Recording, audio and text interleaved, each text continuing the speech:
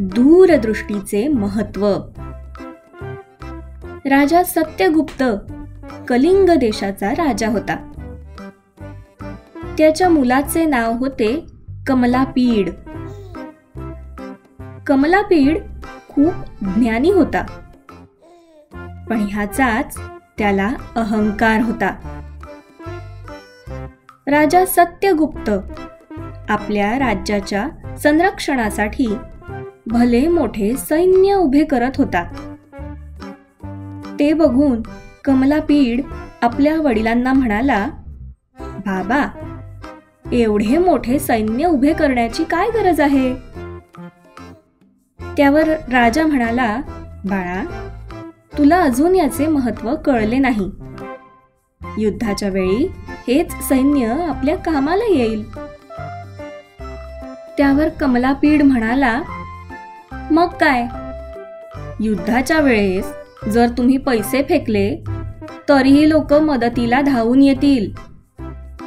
जसे तांदूळ फेकल्यावर कावळे आपोआप खायला येतात ना, तसे. तेव्हा इतक्या लवकर सैन्य उभे करण्याची गरज काय?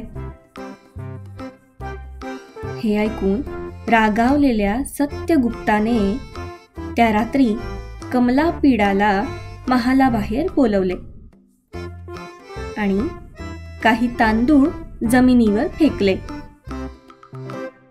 मग मुलाकडे पाहत तो म्हणाला, आता बोलव कावळ्यांना, बघू ते येतात का. कमलापीड चमकून म्हणाला, बाबा, रात्रीच्या वेळी कावळे कसे काय येणार? तेव्हा राजा म्हणाला, बरोबर. तसेच कितीही पैसे फेकले ना तरी युद्धात मदतीला कोणतेही सैन्य धावून येणार नाही.